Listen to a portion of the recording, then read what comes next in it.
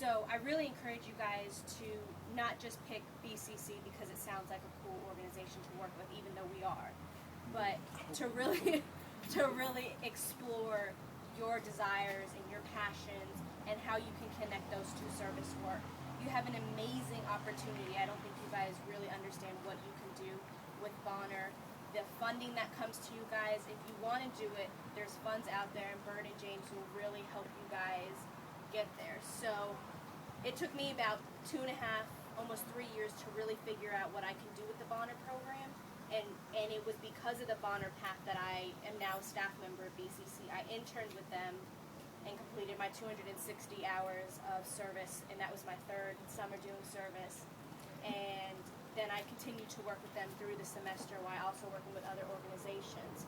So don't just do the hours, the 10 hours a week, because you have to do the 10 hours a week.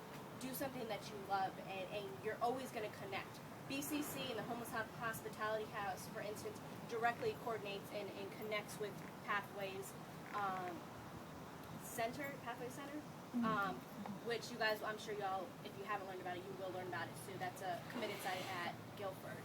So to really start to explore what you want to do and link it to the nonprofit world, because there's an organization out there doing it. And like Joe or Wesley said earlier, that if you have a niche for something, come to BCC and we'll explore it and figure out how we can help you and you can help us.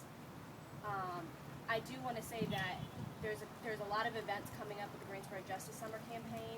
We always need people. We're going on another door-to-door campaign starting Friday and Saturday. So if you all are free, I know y'all have freshman orientation.